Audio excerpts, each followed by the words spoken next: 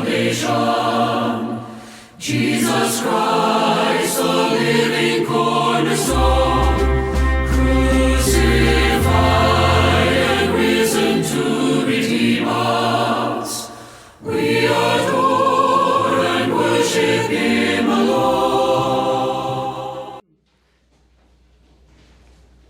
디모데전서 3장 15절 그리고 마태복음 16장 18절 두 구절입니다.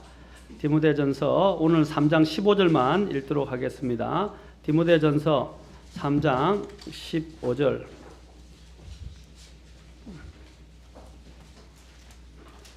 디모데전서 3장 15절. 자, 다 찾으셨으면 함께 큰 소리로 봉독하도록 하겠습니다. 자, 시작. 그러나 내가 오랫동안 지체하면 너가 하나님의 집에서 어떻게 처신해야 할지 내가 알게 하려 하노니 이 집은 살아계신 하나님의 교회요 진리의 기둥과 터니라. 자, 기도하겠습니다. 하나님 아버지, 오늘 이 귀한 말씀을 통해서 우리로 하여금 하나님이 우리에게 계시하시고 또 가르치시고자 하시는 말씀을 깨달아 알고 또 배울 수 있고 또 그 말씀에 따라 순종하고 실행할 수 있도록 우리에게 지혜와 또한 권능을 허락해 주시기를 원합니다. 주님, 우리는 말씀 없이 살아갈 수 없습니다. 우리 이 험한 세상에서 우리의 목적이신 주님을 바라보면서 진리 안에서 걸어갈 수 있도록 우리를 성별케 하시고 인도해 주시기를 원합니다. 저의 부족함을 감추시고 하나님의 말씀만이 드러나고 또 하나님의 말씀이 우리 안에 맺힐 수 있도록 인도해 주시기를 원합니다. 주님께 이 시간을 온전히 의탁하며 거룩하신 우리 주 예수님의 귀한 존함을 받들어 기도합나이다. 아멘. 앉으시겠습니다. 지난 시간에 계속 이어서 오늘도 저는 하나님의 또한 교회에 대해서 참된 하나님의 교회에 대해서 같이 살펴보고자 합니다. 지난 시간에 제가 지역교회의 중요성에 대해서 마무리하면서 조금 말씀을 다 드리지 못한 부분을 오늘 계속해서 말씀을 드리고자 합니다. 자, 지역교회의 중요성에서 우리는 교회는 창설자와 소유자가 누구인지를 제대로 이해하는 것은 교회가 창설된 목적과 방향을 정하는 데 있어서 대단히 중요한 것입니다. 마태복음 16장 18절에서 분명 주 예수님께서 말씀하셨습니다.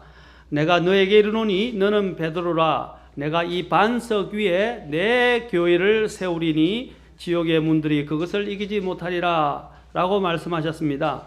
이 구절은 교회는 주님이 제정하시고 설립하신 유일한 기관으로서 어떤 특정한 사람에게 기원을 둔 인위적인 조직체가 아닙니다. 여기서 유일하다는 것은 신약 시대에 와서 이야기한 것입니다. 구약 시대는 주님께서 가정을 세우시고 정부를 세우셨습니다. 그러나 이제 신약 시대에서는 주님께서 그분의 교회를 세우셨습니다. 그러므로 교회의 창설자는 주 예수님이시고 교회의 소유주가 또한 주 예수님이십니다. 그분께서 교회의 머리이시고 그분께서 교회의 기초이시고 그분께서 교회를 세우시는 건축자가 되십니다. 그러므로 그분의 참 교회는 결코 오늘 아까 읽었던 본문에 있듯이 지옥의 문들에 의해서 패배되거나 멸절되지 않고 영속할 뿐 아니라 결국에는 이기게 될 것입니다. 모든 구원받은 그리스도인들은 주님께서 제정하신 교회의 한 지체로 소속되어야 하는 것은 당연지사입니다. 지역교회에 몸담지 않고 교회를 소홀히 하는 것은 주님을 소홀히 하는 것입니다. 진정으로 구원받은 그리스도인이고 싶다면 아무도 주님을 소홀히 여기면서 주님께 불순종하기를 원하지 않을 것입니다. 개인적으로 주님을 잘 섬긴다고 하면서 주님의 모임인 교회에 소속되지 않거나 모임에 신실하지 않는 것은 자신을 구원해 주시고 또 자신들이 마땅히 사랑해야 할 주님을 올바르게 섬기는 것이 아닙니다. 고린도전서 11장 17절부터 22절 보면 지역교회에 모이는 일과 관련해서 사도 바울이 고린도 성도들을 책망하면서 언급한 말씀이 있습니다. 자, 여러분이 특히 고린도전서 11장 22절을 보면 이렇게 되어 있습니다. 도대체 무슨 말이냐? 이제 그 뒤를 조금 넘어가고 너희가 하나님의 교회를 업신여기고 없는 자들을 부끄럽게 하느냐? 내가 너희에게 무슨 말을 하랴? 내가 이 일로 너희를 칭찬하랴? 너희를 칭찬하지 아니하노라. 여기서 사도 바울이 무엇을 언급했냐면 너희가 하나님의 교회를 멸시하는 것, 곧 업신여긴다라고 이야기를 했습니다. 하나님의 교회를 멸시하는 문제에 대해서 이야기합니다. 보이지 않는 우주적인 교회를 강조하면서 가르치는 사람들을 보면 성경이 교회에 관해 가르치는 더 중대한 교리인 지역교회를 무시하는 경우가 대단히 많습니다. 만일 이 땅에서 지역교회가 필요가 없었더라면 사도들은 주님의 가르침을 잘못 이해한 것이 되고 그들은 부질없이 예루살렘 교회, 안디옥 교회, 그리고 소아시아의 교회들, 유럽의 지역 교회들을 세운 것밖에는 되지 않는 것입니다. 그들이 한 교회를 세운 것은 부질없는 짓이 되고 마는 것입니다. 사도행전과 서신서들을 보면 사도 바울과 그 일행들은 가는 곳곳마다 지역 교회들을 세웠고 그곳에 지역 교회를 목양하는 목회자들을 세우는 일을 중요시했습니다. 지역 교회는 이 지상에 예수님을 나타내 보이는 몸이며 빛이고 또한 소금입니다. 바울의 서신서 특히 고린도서와 에베소서와 골로새서를 보면 몸이라는 이 단어가 굉장히 많이 나오는데 이 몸이라는 단어가 개별 신자에게 적용되는 것이 아니라 단체로서의 교회에 적용되고 있다는 점에 유의를 해야 합니다. 진정으로 구원받은 그리스도인이라고 한다면 주님을 기쁘시게 하려고 할 것이고 주님께 순종하기를 원할 것이며 또한 주님의 그런 장성한 분량에 이르도록 성장하고자 하는 거룩한 욕구들을 가지게 될 것입니다. 바른 영적 생활과 건강한 영적 성장과 또한 건전한 영적 분별력을 위해서는 성경을 올바로 믿고 성경을 바르게 나누어 가르치고 성경의 말씀에 입각하여 실행하는 교회를 찾아야 하고 그 교회를 찾은 다음 그 교회의 일원이 되는 것은 한 혼이 구원을 받은 이후에 순종해야 할 가장 중대한 일 중에 하나입니다. 주님의 가르침과 주님이 세우시고자 한 교회를 무시하거나 업신여기고 자기 마음대로 섬기는 유아 독존적이고 독불장구와 같은 신자는 주님을 무시하는 것입니다. 왜냐하면 교회는 살아계신 하나님의 집이기 때문입니다. 아이들이 집을 떠나 살 수 있습니까? 집을 떠나 살 수는 없어요. 여기 직장에 다니는 사람들 보면 직장이 아무리 멀어도 어떻게 합니까? 집에 와서 잡니다. 집에 와서 자지 않는 경우는 물론 간혹 있을 수 있지만 다 어디서 와서 합니까? 멀어도 지하철을 1시간 반, 2시간씩 타고 집에 와서 잡니다. 맞습니까? 그래서 요즘 또 여기는 위성 도시들이 많이 생겨났죠. 일산, 성남, 그 다음에 삼본, 여러 가지 동두천, 그 먼 곳에서 일을 하고도 다 자기 집으로 1시간 반씩, 2시간씩 차를 몰고 가거나 아니면 지하철을 타고 하는 사람들이 많습니다. 심지어는 인천에서 왔다 갔다 하는 사람도 있어요. 다 끝나고 나면 어디로 갑니까? 멀어도 집으로 가서 삽니다. 오늘 교회는 하나님이 뭐라고 말씀하십니까? 하나님의 집이라고 말씀합니다. 거리의 문제는 문제가 안 돼요. 많은 사람들이 이야기합니다. 거리가 멀어서. 그래서 지역교회 개념이 있는 것입니다. 그러나 여러분 그 지역에 내가 섬길 수 있는 교회가 없고 진리를 선포하고 또한 가르치는 그리고 믿고 그대로 실행하는 교회가 없다면 그런 교회를 찾아야 되고 그런 교회를 찾았다면 여러분이 신실하게 그 교회에 출석하시면서 또한 교회의 일원이 되어야 합니다. 만약에 너무 멀어서 힘들다 그러면 집을 옮기는 것입니다. 이사를 하는 겁니다. 그것이 성경적입니다. 왜냐하면 우리의 가장 중심은 가정이며 교회이기 때문입니다. 여러분이 교회 예배에 참석하지 못하고 늘 떨어져 있게 되면 당연히 믿음 또한 여러분이 퇴락하게 되어 있는 것입니다. 신자가 구원받은 이후에 교회를 선택하는 것은 그리스도인이 선택해야 할 일생일대의 중대한 영적 과제입니다. 교회를 찾는 이들은 이상적인 교회에서 교회 생활을 하고 싶어 합니다. 그러나 이 땅에 완전한 교회는 없다는 것을 알아야 합니다. 이상적인 교회상을 꿈꾸고 추구하는 일은 바람직하지만 이 땅에서는 완전한 교회를 찾을 수 없습니다. 사도 바울의 서신서들을 보면 사도 바울이 성경적이고 이상적인 교회를 논하고 있지만 현실적으로는 교회 안에 수많은 영적이고 교리적이고 도덕적인 문제들과 더불어 갈등과 분열과 육신적인 것들로 몸살을 앓고 있는 것을 보게 됩니다. 우리는 교회에 대한 개념부터 바꿔야 합니다. 교회는 천국이 아니라 종합병원입니다. 우리가 이 땅에서 질병을 벗어날 수 없듯이 이 지상에서의 교회도 여러 가지 영적인 문제와 골칫거리들로 앓게 되는 것은 정상적인 것입니다. 왜냐하면 교회는 예수님과 같은 성인 군자들이 모인 곳이 아니라 예수님을 통해서 값없이 구원을 받은 죄인들이 모인 곳이기 때문입니다. 그리고 우리는 권능을 가지고 살아있는 죄로부터 아직 벗어나지 못했고 여전히 죄의 몸을 지니고 있습니다. 왜 사람들이 교회를 보고 실망을 합니까? 교회에서 천국을 기대하기 때문입니다. 그러나 이상적인 교회는 천국이 아니라 종합병원입니다.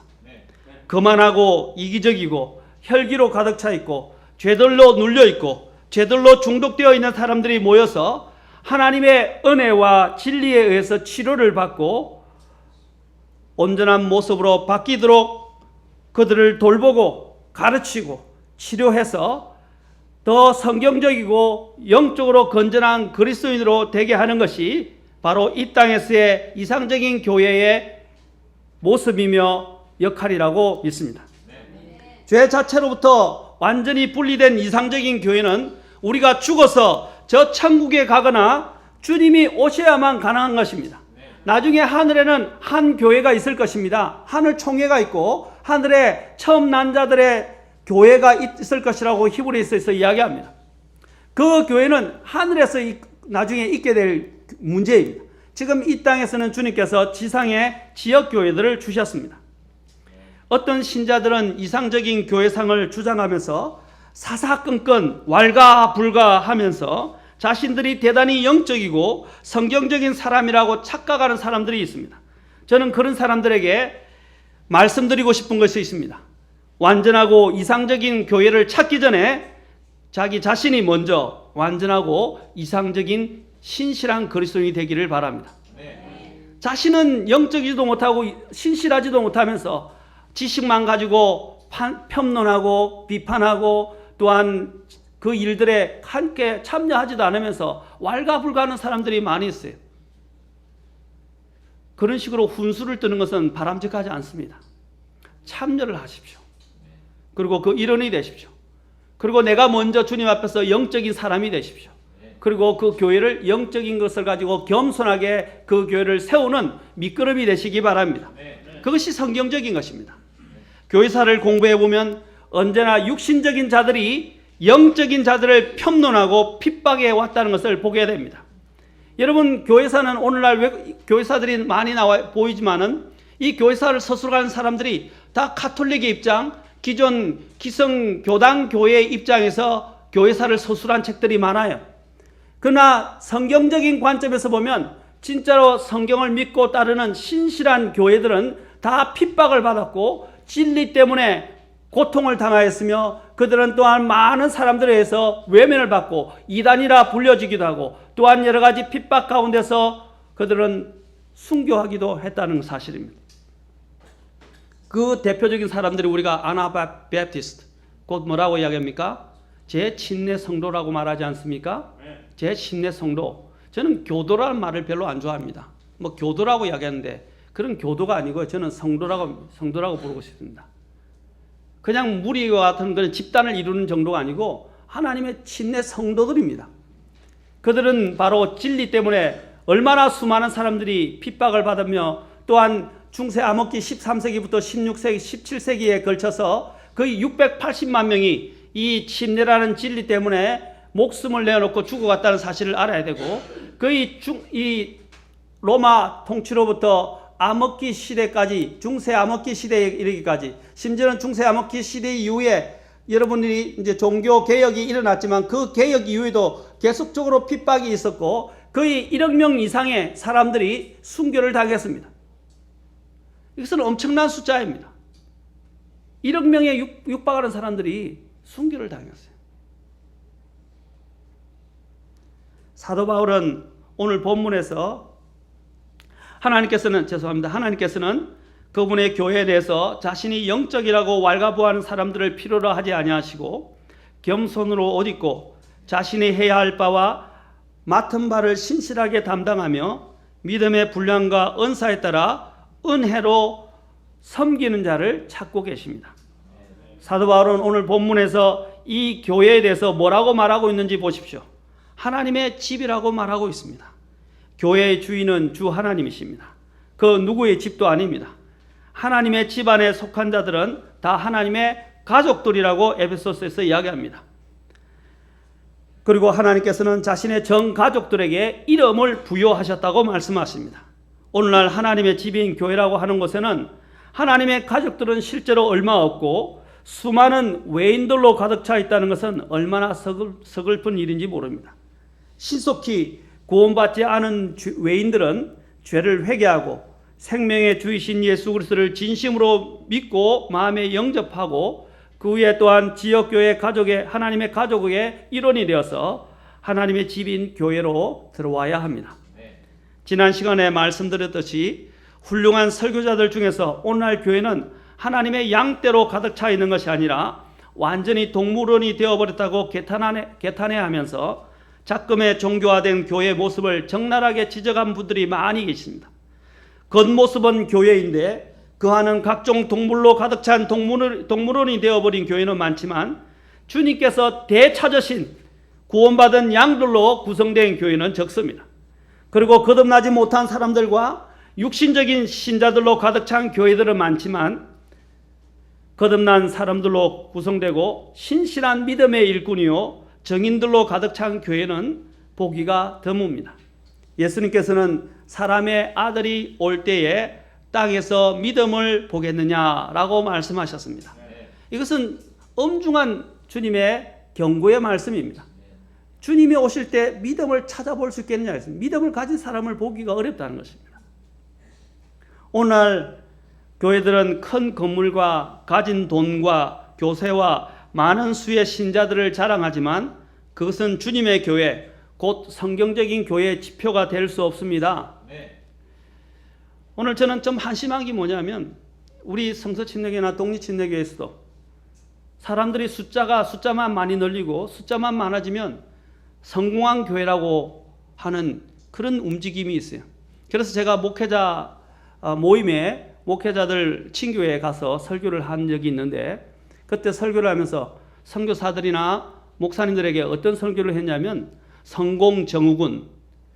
성공정우군이라는 설교를 했습니다. 저는 그래서 그것을 뭐라고 그러냐면 Succession Obsessive Syndrome이라고 해서 제목을 정해서 제가 설교를 했었습니다. 그때 이야기하면서 교회 숫자를 가지고 자랑하지 말라고 그리고 건물을 가지고 자랑하지 말라고 말씀드렸습니다. 하나님이 보시는 교회는 숫자가 아닙니다. 그런데 오늘날 교회들 보면 숫자를 늘리는 데 혈안이 되어 있어요. 숫자가 중요한 것이 아니라 그 안에 정말로 거듭난 신실한 성도들이 많은가가 더 중요한 문제입니다. 사람들이 교회를 평가하는 기준은 사람들이 많이 모이고 헌금이 많이 나오고 커다란 건물을 가지고 있으면 큰 교회라고 합니다. 모이는 사람도 몇 명 안 되고 아직 보조를 받아야 하고 보조를 받아야만 교회가 유지되고 예배 장소도 상가에 새들어 있다면 작은 교회 또는 개척교회라고 부릅니다. 이러한 평가 기준은 거의 보편적으로 지금 변한 것으로 보입니다. 보편적이 되었습니다. 하나님의 교회를 평가하는 기준은 요한계시록 2장부터 3장에 7교회에 보낸 그 주님의 그 편지에서 찾아볼 수 있듯이 사람들의 숫자나 헌금 액수나 건물에 대한 언급은 전혀 없습니다. 오히려 부자 교회인 라오디게아 교회, 마지막 시대를 상징하고 있는 라오디게아 교회에 대해서 이렇게 경고합니다. 마지막 시대에 배교한 교회의 모습을 가장 적합하게 묘사하고 있는 라오디게아 교회를 한번 보도록 합시다. 계시록 3장 17절과 18절 봅시다. 계시록 3장 17절부터 18절입니다.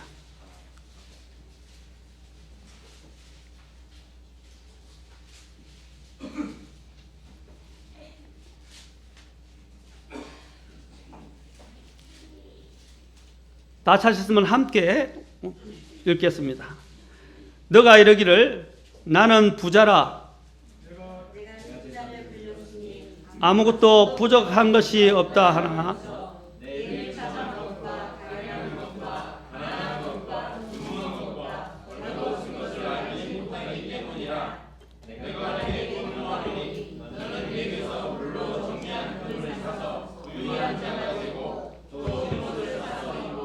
내 벌거벗은 수치를 드러내지 말며 또 내 눈에 안약을 발라 볼지어다. 자, 오늘날 그들은 자신이 가지고 있는 것들을 자랑했지만 그들의 영적 상태는 어땠습니까? 참으로 심각했습니다. 주님께서 뭐라고 말씀하셨습니까? 가난하고 가련하고 비참하고 눈멀고 벌거벗었다고 주님은 평가하고 있습니다. 그들은 스스로 재산을 불려서 아무것도 부족한 것이 없다라고 이야기했지만 그들의 영적인 실체는 비참하고 가련하고 가난하고 눈멀고 벌거벗었다고 말씀하십니다. 18절에는 벌거벗은 수치가 있었다고 말하고 있습니다. 그들은 볼 수 없다고 말씀하고 있습니다. 19절에 내가 사랑하는 자들을 다 책망하고 징계하노니 그런즉 열심을 내고 회개하라 라고 촉구하고 계십니다. 오늘 주 예수님께서 칭찬하신 교회는 바로 필라델피아 교회입니다. 7교회 중에서 가장 주님께서 칭찬하신 교회가 필라델피아 교회인데 바로 그 필라델피아 교회 같은 신실한 정인의 교회를 주님은 찾고 계십니다. 3장 8절을 보십시오. 앞에 있는 3장 8절 보면 내가 내 행위를 아노라 보라 내가 너 앞에 열린 문을 두었으니 아무도 그것을 닫지 못하리라. 자, 이 부분을 보십시오. 주목해 보십시오. 너가 적은 힘을 가지고도 내 말을 지키며 내 이름을 부인하지 아니하였도다. 뭐라고요? 적은 힘을 가지고도 내 말을 지키며 내 이름을 부인하지 않았다. 이것이 바로 필라델피아 교회, 주님이 칭찬하신 교회의 모습입니다. 힘은 적었지만 그들은 어떻게 했습니까? 하나님의 말씀을 지키고 또한 주님의 이름을 부인하지 않았습니다. 그리고 또한 사탄의 해당에 속한 구절에 보면 그러한 자칭이 뇌리한 거짓말하는 자들을 어떻게 했습니까? 그들을 몰아냈고 또한 10절에 보면 그들이 또한 주님의 인내의 말씀을 지켰다라고 말씀하고 있습니다. 우리 교회도 이런 적지만 필라델피아 교회 같이 하나님께 칭찬을 받는 교회가 되기를 바랍니다. 그러면 교회가 세워진 목적이 무엇입니까? 자, 교회가 세워진 목적을 몇 가지 걸쳐서 말씀드리고 싶습니다. 첫째는 바로 하나님의 삼위일체 하나님의 영광을 찬양하도록 하기 위해서 교회가 세워졌습니다. 에베소서로 가보겠습니다. 에베소서 중요하니까 이 교회론을 공부하려면 반드시 에베소서, 골로새서, 그 다음에 이제 디모데 전후서를 그리고 디도서를 공부해야 합니다. 특히 에베소서 1장 6절에 잘 보십시오. 6절에 보면 자 1절에 보면 바울은 에베소에 있는 성도들과 그리스도 예수님 안에 있는 신실한 자들에게 편지한다 그래서 곧 교회에게 편지를 했습니다. 자, 교회 편지하면서 1장 6절에 말씀하십니다. 자신의 은혜의 영광을 찬양하게 하셨느니라. 그 은혜 안에서 그분께서 사랑하시는 자 안에서 우리를 받아주셨으니. 자, 주님께서 우리를 부르시고 택하신 4절에 부르시고 택하셨다고 되어 있는데 부르시고 택하신 이유가 뭡니까? 6절 자신의 은혜의 영광을 찬양하게 하셨다라고 되어 있습니다. 자, 자신의 은혜의 영광 바로 아버지 하나님의 은혜의 영광입니다. 자, 12절로 가봅시다. 12절에 보시면 이것은 먼저 그리스도를 신뢰한 우리가 그분의 영광을 찬양하게 하려 함이라. 이건 또 예수 그리스도의 영광을 찬양하기 위해서 부르셨다고 말하고 있습니다. 14절에 봅시다. 이 영께서는 값주고 사신 그 소유물이 구속을 받을 때까지 우리의 상속 유업의 보증이 되사 그분의 영광을 찬양하게 하시느니라. 여기 이 영은 뭡니까? 성령님을 이야기합니다. 그렇죠? 성령님의 영광을 찬양하기 위해서, 다시 말해서 교회는 삼위일체 하나님의 영광과 은혜를 찬양하기 위해서 부르심을 받았고 택함을 받았다는 사실을 오늘 이 에베소서가 분명하게 이야기하고 있습니다. 유대인들에게 있어서 단지 한 곳의 예배 장소 성전만 있었습니다. 그러나 반면에 그리스도인들에게는 많은 예배 장소가 있습니다. 경배 장소가 있습니다. 대부분 그 경배 장소들은 존경과 관심의 주된 중심지가 되었고, 오랜 세월 동안 수많은 변화 속에서도 변함없이 하나님께 경배를 드리고 진리의 빛을 비추는 등대로서 자리를 지키고 있었습니다. 사도행전 15장 14절에 보면 주님께서 말씀은 내 하나님께서 처음으로 이방인들 가운데서 자신의 이름을 위하여 한 백성을 취해내시려고 그들을 찾아가셨다라고 되어 있습니다. 자신의 이름을 위한 한 백성, 이게 교회입니다. 주님께서 이전에 있는 양들을 우리에서 끄집어내서 어떻게 해요? 또 다른 우리에 있는 양들을 같이 모아서 한 우리의 한 목자 하에서 두게 하시겠다 했는데, 그게 뭡니까? 유대인과 이방인들 가운데서 주님께서 불러내신 자들을 한 우리 속에 두시겠다는 것인데, 바로 교회를 이야기한 것입니다. 하나님께서 교회를 세운 것은 그분의 영광을 찬양하도록 하기 위해서 부르셨습니다. 그러므로 교회는 그분의 영광을 위해서 존재한다고 할 수 있습니다. 그래서 에베소서에서 또 뭐라고 그랬습니까? 하나님께서 원하시는 교회가 어떤 교회예요? 하나님께서 원하시는 교회는 바로 영광스러운 교회입니다. 영광스러운 교회. 그래서 주님께서 27절 5장 27절에서 에베소서 5장 27절에서 이렇게 말씀하십니다. 그것을 점이나 주름이나 그런 것이 없는 영광스러운 교회로 자기를 위해 제시하려 하심이며 교회가 거룩하고 흠이 없게 하려 하심이라. 자, 점이나 주름이 없는 영광스러운 교회로 세우시려 하십니다. 우리가 여기 써놨죠? 은혜와 진리로 세워지는 주님의 영광스러운 교회. 두 번째로 하나님께서 교회를 또한 세우신 목적은 그분의 아름다운 덕을 나타내게 하기 위해서입니다. 베드로전서 2장 9절에 가서 보겠습니다. 베드로전서 2장 9절에 보면 그러나 너희는 택함 받은 세대다라고 말씀하십니다. 택함 받은 세대. 자, 2장 9절. 그러나 너희는 선정된 세대요 왕가의 제사장이요 거룩한 민족이요 특별한 백성이니 이것은 너희를 어둠에서 불러내어 자신의 놀라운 빛으로 들어가게 하신 분께 대한 찬양을 너희가 전하게 하려 하심이라. 바로 그분의 아름다운 이 덕을 기리고 또 그분께 대한 찬양을 전하게 하기 위해서 주님께서 교회를 부르셨다고 말씀하고 있습니다. 바로 그 교회가 택감받은 세대에 속하고 왕가의 제사장이고 거룩한 민족들이고 특별한 백성이라고 말씀하십니다. 우리는 어둠에서 불러내어 주님의 영광스러운 빛 가운데로 들어간 사람들입니다. 세 번째로 교회는 그리스도 예수님 안에서 선한 일들을 위하여 창조되었습니다. 선한 일들을 위하여 창조되었습니다. 앞으로 가서 다시 에베소서 2장 10절, 그 전에 먼저 디도서부터 보겠습니다. 디도서 2장 14절에 보면 이제 이렇게 말씀하십니다.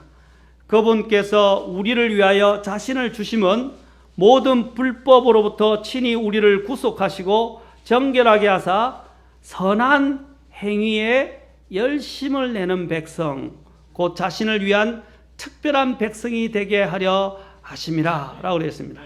바로 하나님의 이런 선한 일에 열심을 내는 백성이 되게 하시려고 구속하시고 자기 자신을 기꺼이 내어주셨다고 말씀합니다. 에베소서 2장 10절로 가봅시다. 에베소서 2장 10절, 우리가 자주 또 이야기하지만, 자, 2장 8절과 9절은 은혜로 믿음을 통해 구원을 받은 사실에 대해서 이야기합니다. 자, 은혜로 믿음을 통해 구원을 받았다고 말합니다. 그런데 은혜로 믿음을 통해 구원받은 데서만 그치면 안 된다는 거예요. 거기서 끝나는 것이 아닙니다. 구원파는 여기서 끝나버려요. 그러나 더 중요한 것은 우리는 구원파가 아니에요. 우리는 성경이 뭐라고 가르치는지 보세요. 10절. 그 은혜로 믿음을 통해 구원받은 사람들이 나아가야 될 그 방향과 목적에 대해서 10절에서 이야기합니다. 10절 같이 읽도록 합시다. 시작. 우리는 그분의 작품이요 그리스도 예수님 안에서 선한 행위를 하도록 창조된 자들이니라. 하나님께서 그 선한 행위를 미리 정하신 것은 우리가 그 행위 가운데서 걷게 하려 하심이니라. 하나님의 영광을 찬양하기보단 오히려 하나님의 이름을 욕되게 하는 신자들이 있습니다. 교회 밖에서뿐만 아니라 교회 내에서도 간증이 되지 못하고 형제 자매들의 근심거리가 되며 늘 불평과 불만을 일삼고 시기와 다툼이 끊이지 아니하고 하나님의 영광을 모욕되게 하는 자들이 있다는 것입니다. 특히 우리의 행실로 인해서 하나님의 영광이 모독되는 가장 대표적인 형태들을 신약 성경은 몇 가지 문제를 통해서 문제를 들어서 거론하고 있습니다. 첫째, 교리적으로 문제가 있는 사람들, 곧 양의 탈을 쓴 이리들과 이단 파당들인데 성경에서 언급하고 있는 인물들이 몇 사람이 있는데 알렉산더와 후메네와 같은 사람들, 이미 부활이 이미 이루어졌다고 이야기하고 디모데전서 1장 20절에서 언급됩니다. 그리고 또한 얀네와 얀보레와 같은 자들인데 이들은 바로 모세 시대에 모세를 대적했던 자들인데 디모데후서 3장 8절에서 이들을 거명하면서 바로 교회를 파괴하는 특히 여자들이었어요. 그리고 두 번째로 또한 교회를 세우는데 교회에 하나님의 영광을 가리는 사람들이 바로 도덕적으로 문제가 있는 사람들입니다. 고린도전서 1장에다 보면 파당이 형성되었고 또한 고린도전서 5장에 보면 세상에서도 하지 않는 자기 아버지의 첩과 또 간통을 하는 그런 경우들이 있었습니다. 그리고 동성애자들이 이전에 있었고 또한 그 안에서 또한 하나님 앞에서 성을 일삼고 또 부패한 사람들이 있었다고 고린도전서에서 이야기하고 있습니다. 세 번째로는 교회 내에서 무질서한 자들입니다. 데살로니가에서나 또한 성경에서는 교회 내에서 무질서한 자들을 꾸짖으라고 이야기했습니다. 또한 교회에서 하나님의 영광을 가린 사람들은 어떤 사람들입니까? 또한 여자의 행실 문제를 이야기합니다. 성경은 남자들도 물론 이야기하지만 특히 여성들에 대해서 많이 이야기합니다. 여성들이 남성들의 권위와 남성들의 치료력을 벗어나는 것은 하나님이 허락하신 것이 아닙니다. 분명히 디모데서, 제가 이제 디모데서를 강의하겠지만 디모데서 2장과 성경의 곳곳에서 특히 고린도서에서는 여자들이 시집가기 전에는 아버지의 통제하에 있어야 하고 아버지 권위 아래 있어야 하고 시집을 가고 난 다음에는 남편의 권위하에 있어야 됩니다. 절대로 남편에게 권위를 행사하거나 가르치는 것을 허락하지 않는다고 분명히 말하고 있습니다. 여러분 자매님들, 무엇이 얻는 것입니까? 남편과 싸워서 남편을 좌지우지하고 남편을 쥐락펴락하고 또 남편에게 권위를 행사하고 남편을 가르치려 하는 것은 그것은 하나님을 기쁘게 하는 것이 아니라 성경을 또한 성경대로 가는 것이 아닙니다. 여러분이 순종하면 손해가 오는 것 같지만 순종하는 것이 복이 돼요. 그것이 하나님이 정하신 방법입니다. 순종하면 하나님이 오히려 그 자매님들을 들어 일으키셔서 자매님들이 마음속에 소원하고 기도하는 바를 하나님이 오히려 이루어 주십니다. 그 미국의 단어들 중에 여자들의 거친 여자들을 boss이라고 이야기합니다. 보스에서 나왔어요. 보스에서 boss이라고 이야기하는데 B-O-S-S-Y 이 뭐냐면 보스라는 말을 여자에게 붙이면 뭐냐면 그냥 가정에서나 어디서나 남자들을 쥐락펴락하고 막 자기가 우두머리가 되고 자신이 막 모든 걸 인도하는 형태를 이야기하는 것입니다. 그 좋은 말이 아니에요. 굉장히 좋지 못한 말입니다. 또 여러분 성경에 보면 비지바디라고 하는 말이 있어요. 킹제임스 성경에서. 비지바디가 뭡니까? 비지에다가 바디가 나온 거예요. 합성해요. 몸이 바쁜 사람이에요. 이 몸이 바쁜 사람이 뭐냐면 이것을 이제 성경 용어가 되어서 뭐라고 되냐면 다른 사람들의 일에 참견하고 간섭하는 사람들입니다. 그래서 몸이 바쁘니까 할 일이 없으니까 이 집 저 집 다니면서 다른 사람들의 일에 참여하고 간섭한다는 겁니다. 그래서 엉뚱한 이야기들을 전하고 험담하고 입담하고 그리고 많은 말들을 쏟아내는 부분에 대해서 이야기한 것입니다. 성경이 쓰고 있는 용어예요. 왜 몸이 바쁜 거예요? 이 집 저 집 다니면서 죄에 눌려 있는 여자들이 이 집 저 집 다니면서 어떻게 해요? 온갖 험담을, 남편 험담, 교회 험담, 다른 사람 험담, 그리고 심지어는 또한 목사님 험담 막 입에서. 그래서 어떻게 해요? 다른 사람들까지도 다 그 안에 물들게 만들어서 온통 교회를 그리고 집안을 다 뒤엎어요. 성경에서는 거기에 대해서 강력하게 경고하고 있습니다. 여자들의 행실의 문제는 하나님의 이름의 모욕과 밀접한 관계가 있다고 성경에서 분명히 이야기합니다. 디모데전서 5장 14절 가봅시다.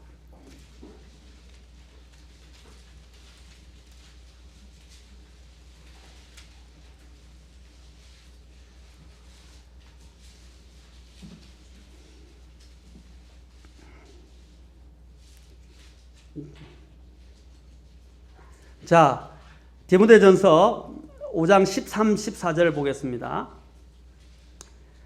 또한 그들은 게으르게 지내는 것을 배워, 여자들입니다. 젊은 가부들이에요. 특히 집에서 집으로 돌아다니고, 집집 돌아다닌다고 그랬죠? 게으를 뿐만 아니라 수다쟁이와 참견하기 좋아하는 자, 이것이 비지바드예요. 참견한 자가 되어 자기들이 마땅히 말하지 말아야 할 것들을 말하나니, 그러므로 나는 젊은 여자들이 결혼해서 자녀를 낳고 가정을 꾸리며 비방할 기회를 대적에게 전혀 주지 말기를 원하노라. 뭐라고 했어요? 비방할 기회를 대적들에게 주지 말라라고 이야기를 하고 있습니다.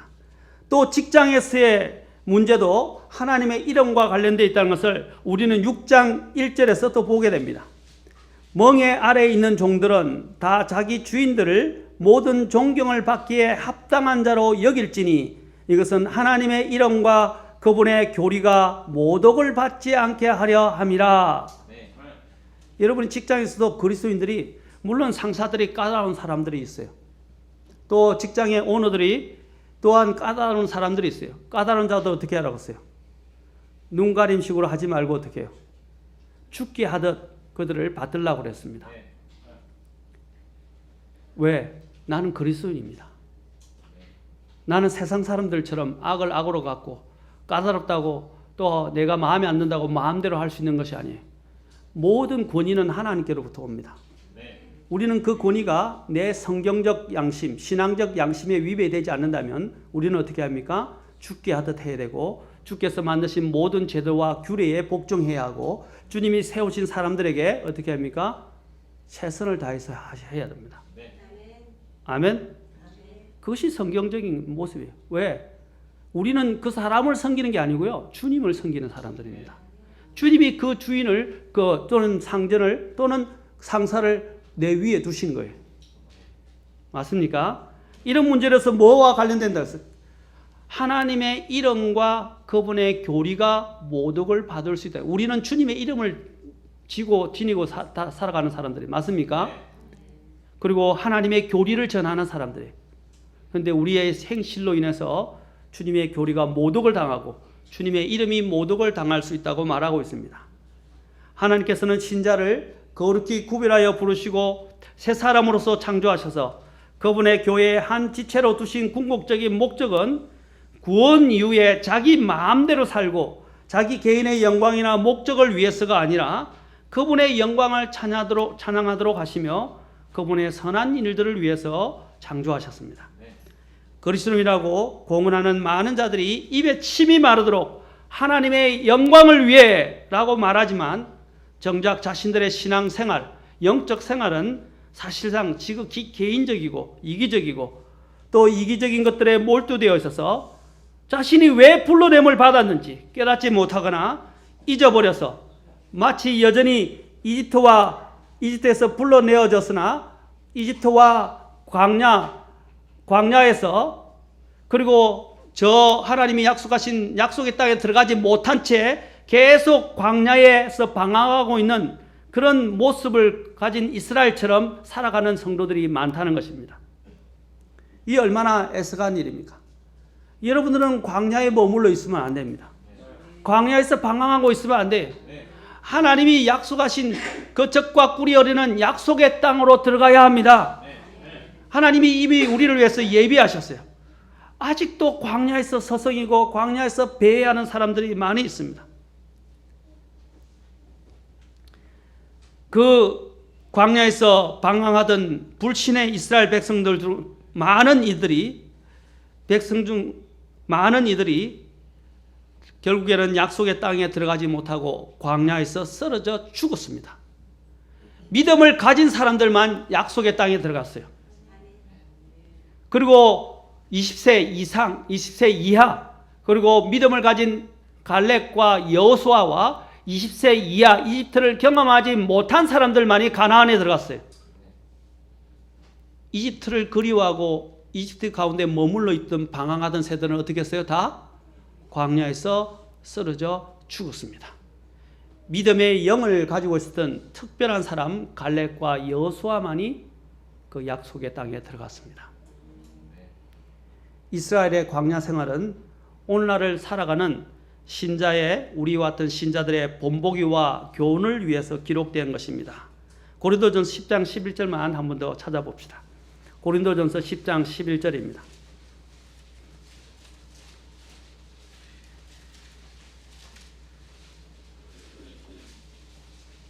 자, 여러분 구약 고린도전서 10장의 1절부터요. 1절부터 10절까지는 뭘 말하냐면 구약에 불순종하는 사람들이 결국 어떻게 했어요? 광야에서 다 쓰러져 죽었다고 여기서 이야기하고 있어요. 자, 그 세 가지 원인을 이야기하는데 지금은 그 시간이 아니기 때문에 세 가지 원인을 집에서 여러분 살펴보시고 11절 잘 보십시오. 이제 그들이 광야에서 쓰러져 죽고 멸망당하고 하나님께서 치셨던 그런 문제들은 그들의 죄악 때문에 죄악과 우상 숭배와 또한 불평 때문에 일어난 일인데 11절에서 보십시오. 이제 이 모든 일, 바로 구약 그 성도들에게 불순종을 통해서 멸망당하는 그 이 모든 일들은 그들에게 본보기로 일어났으며 또 그것들은 세상의 끝을 만난 우리를 훈계하기 위해서 기록되었다라고 되어 있습니다. 아멘. 성경은 우리의 훈계를 위해서 구약은 기록된 것입니다. 왜 그런데 그들의 역사를 보면서 전혀 깨닫지 못하는 것입니까? 아놀드 토인비가 뭐라 그랬습니까? 역사는 반복되는데 사람들이 역사를 통해서 배우지 않는다는 것입니다.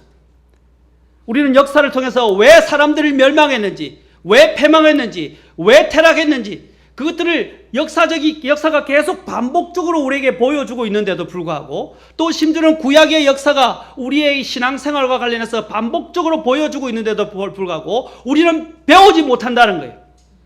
그게 바로 어리석음인 것입니다. 여러분 오늘 뭐라고 그랬습니까? 구약은 세상의 끝을 만난 우리로 하여금 훈계하기 위해서 기록되었을 만큼 배워야 합니다.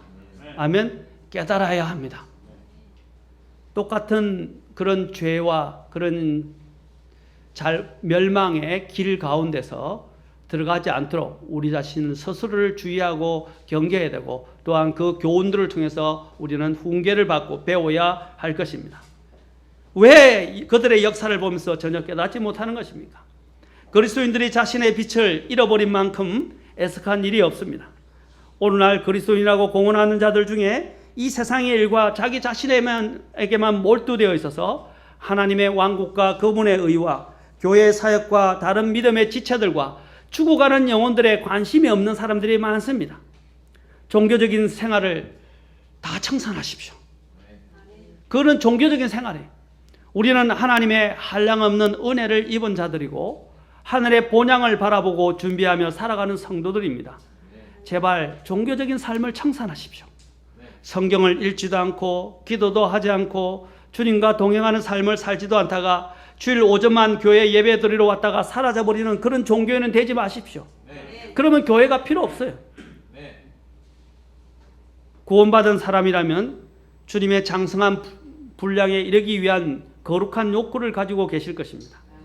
성경의 말씀에 입각한 교회를 찾아가 그 일원이 되는 것은 구원받은 이후에 가장 중요한 일이라고 말씀드렸습니다. 영적 성장을 원하십니까? 교회사를 통해서 보십시오. 믿음의 선조들이 핍박을 받을 때 그들은 어떻게 움직였습니까? 교회사를 좀 읽어보십시오.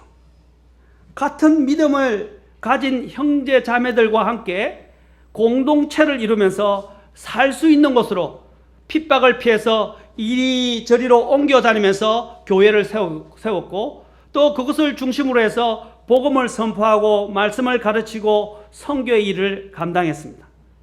그들은 대개 자신의 직업이나 생계를 따라 움직이지 아니하고 거룩한 그리스도인들의 모임, 무리, 곧 교회를 중심으로 움직여 갔다는 것입니다. 그러나 오늘날 소위 그리스도인이라고 공언하면서도 직업과 생계로 인해서 교회를 등한시하거나 외면하는 사람들이 너무 많습니다. 그리스도인이라는 뜻이 무엇입니까? 그리스도를 따르는 자라는 것입니다. 크라이스트에서 IAN이 붙으면 뭡니까? 거기에 속한 사람들은 따르는 사람이라는 뜻이에요. 그래서 크리스찬이라는 말은 뭡니까? 그리스도를 따르는 사람이라는 뜻입니다. 교회를 등한시하는 자들의 결과를 보면 결국 그들의 믿음은 얼마 되지 않아 타락하고 뿌리를 내지 못해 넘어지고 마는 것을 자주 목격하게 됩니다. 교회는 살아계신 하나님의 집이요 진리의 기둥과 터입니다. 하나님은 우리의 아버지세요. 우리는 그 영적인 아버지의 자녀들입니다. 그래서 우리는 하나님의 그 집에 속한 사람들이에요. 그러면 이 집이 교회인데 그 집에 속한 구성원답게 우리는 믿음의 생활들을 해야 합니다. 서로 사랑하고 서로 권면하고 서로 위로하고 서로 격려하고 서로 세워주면서 같이 함께 가야 돼요. 가족이 뭡니까?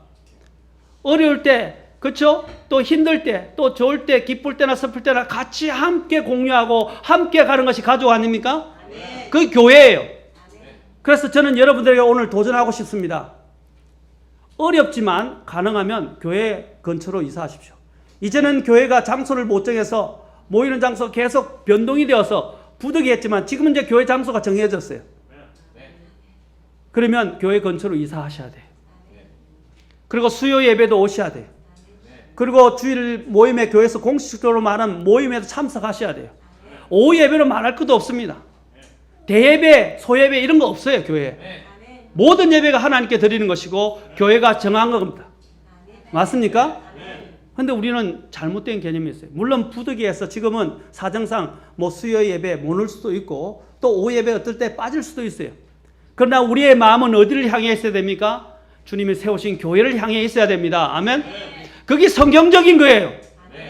제가 목회자이기 때문에 말하는 것이 아닙니다. 하나님이 말씀하시는 거예요. 모임은 모일수록 더 좋은 것입니다. 히브리서 기자가 뭐라고 말했습니까? 서로 모이기를 저버리는 사람들과 같은 그런 석관과 같이 되지 말라고 하셨어요. 그날이 오는 것을 볼수록 더 어떻게 하세요? 더 모이자 그랬습니다. 사랑과 선행과 서로 격려하고 권면하고 서로 모여야 돼요. 주일날 여러분 주일 오전 예배에 설교 한 번 듣는 사람하고요 오후 예배까지 듣는 사람, 심지어는 수요 예배에서 말씀을 듣고 교제하는 사람 다릅니다. 주일 어떤 때 이런 경우도 있어요. 제가 우스갯지만 주일날 오전 예배에 온 사람들은요 교회에서 수요일날하고 주일 오후에 일어난 일들도 있고 무슨 일이 있는데 나중에서 자기 혼자 모르는 거예요. 그러니까 뭐라는 줄 알아요? 왜 나한테 안 알려줬냐고, 왜 나만 소외시키냐고, 이런 사람들도 있었어요. 자신이 본분을 다하지 아니하놓고 와야 될 시간에 듣질 않아놓고 나중에는 교회를 탓하고 다른 사람을 탓하고 다른 사람들이 자기에게 대해서 관심 없다고 이야기합니다. 공식적인 모임이 다 이야기를 했는데